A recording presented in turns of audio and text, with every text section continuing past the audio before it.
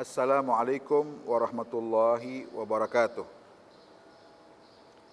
Bertemu lagi kita di sepertiga terakhir bulan Ramadan, yang mana banyak di penghujung Ramadan ini orang-orang sibuk dengan menerka-nerka kapan terjadinya Lailatul Qadar.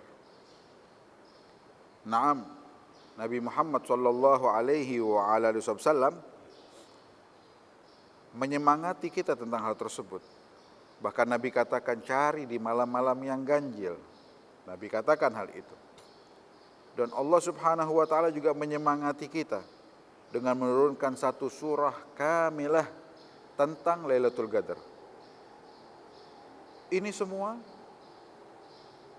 juga sesuai dengan apa yang dikatakan Nabi Muhammad SAW. Ala inna fi ayyami dahrikum la nafahat ala fata'arradu laha. Bahwa dalam perjalanan waktu kita itu ada waktu saat di mana nafahat turun dari Allah Subhanahu wa taala. Anugerah besar turun dari Allah Subhanahu wa taala. Inilah saat tersebut. Perintah Nabi Muhammad ala fata'arradu laha. Kalian hadanglah anugerah tersebut dari Allah Subhanahu wa taala. Di antara anugerah Allah malam-malam Lailatul Qadar ini, yang mana kita mudah-mudahan mendapatkan keberkahan dari malam tersebut. Ingatlah, Lailatul Qadar semua manusia mengalami Lailatul Qadar tersebut. Yang berbeda adalah bagaimana cara kita melalui malam-malam tersebut. Setidaknya kalau kita ingin melalui Lailatul Qadar dengan baik, tanpa ada cacat di situ, ingat Allah bilang Lailatul Qadar khairum min alfi syahr. Lailatul Qadar ini lebih baik daripada 1000 bulan. Lebih baik ketika kita mengerjakan ketaatan, lebih baik dari 1000 bulan.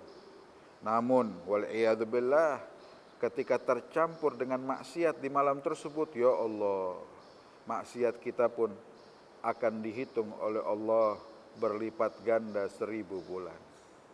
Maka dari itu, hati-hatilah dan lebihlah berhati-hati di malam-malam akhir bulan Ramadan yang semacam ini.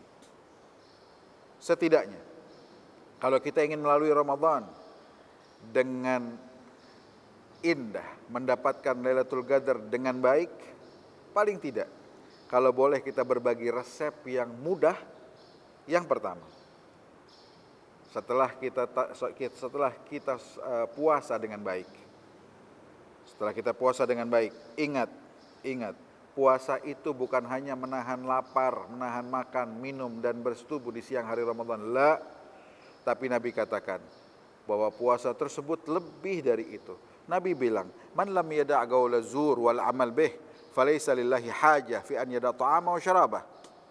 Orang yang tidak mampu meninggalkan perkataan yang buruk, perbuatan yang buruk, yang berisikan maksiat pada Allah, dikatakan Allah nggak butuh dia tinggalkan makan minum. Nabi nggak bilang Allah nggak butuh dengan dia mengerjakan puasanya.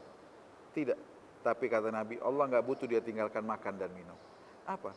Dia tidak berpuasa. Ingat, Nabi juga mengatakan tentang hal-hal yang batalkan puasa. Nabi bilang khamsun yufattirna sha'im. Apa yang dikatakan Rasulullah? Apakah Nabi bilang makan minum? La. Nabi katakan al-kidhib wal ghibah wan namimah wal yaminul kadhibah wan nazar bisyahwah. Berbohong batalkan puasa. Walaupun ulama berbeda pendapat, ada yang mengatakan batal puasanya, ada yang mengatakan pahalanya batal. Apa bedanya? Berbohong, al-ghibah, mengadu domba, an-namimah. Apa itu namimah? Bahasa kita sekarang provokator. An-namimah. Yang keempat, al-yaminul kadhibah, orang yang bersumpah palsu. Dan yang kelima, yang memandang dengan syahwat. Kalau dalam puasanya tidak mendapati itu, bagaimana mau mendapatkan Lailatul Qadar dengan baik? Dan di malam hari, setelah kita berbuka puasa, ya, dengan yang halal kita berbuka puasa, di malam hari, jangan tinggalkan sholat isya berjamaah, lalu sholat subuh berjamaah, ya, tarawih lakukan dengan baik, itu akan menjadikan kita bagian orang-orang yang mendapatkan Lailatul Qadar dengan baik. Kenapa? Nabi katakan, "Man shallal isya fi jamaah faka'annama qama nisfal lail, wa man shallal fajr fi jamaah faka'annama qama laila kullaha." Orang yang mengerjakan salat isya jamaah seperti mengerjakan bangun setengah malam, dan yang menyambungkan dengan salat subuh, maka dia seperti bangun sepenuh malam walaupun dia tidur. Jangan bikin maksiat bulan Ramadan. Kalau tidak kuat, tidur saja sudah. Karena tidur untuk menjauhkan diri dari maksiat, inilah ibadah yang dikatakan oleh Nabi Muhammad sallallahu alaihi wa ala alihi wasallam. Juga ingat, Nabi tahu bahwa ada orang-orang yang sebenarnya tidak mau terpisahkan dari Lailatul Qadar.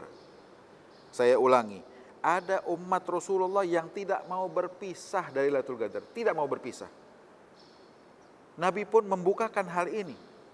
Nabi berikan kesempatan setiap malam menjadi bagian Lailatul Qadar.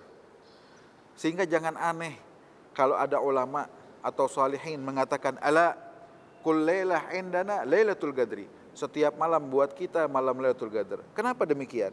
Nabi Muhammad pernah bersabda, kata Rasulullah, arba'un ba'dal isya kamithlahunna min Lailatul Qadar. Kalau kita bisa sholat setelah isya 4 rakaat saja, Nabi katakan 4 rakaat tersebut seperti kalian lakukan di malam Lailatul Qadar. 4 rakaat seperti 4 rakaat di Lailatul Qadar. Khairun min alfi syahr. Seperti berapa? Seperti 300.000 rakaat di selain bulan, kalau dibandingkan dengan Lailatul Qadar. Seperti itu. Sehingga tidak salah kalau mereka katakan tiap malam Lailatul Qadar buat mereka semua. Maka dari itu, marilah, kalau kita ingin mencari Lailatul Qadar, jadikan malam-malam kita Lailatul Qadar. Setahun penuh jadi Lailatul Qadar buat kita. Dengan kita jaga sisa Ramadan ini, dan kita jaga setelah isya, sholatlah 4 rakaat.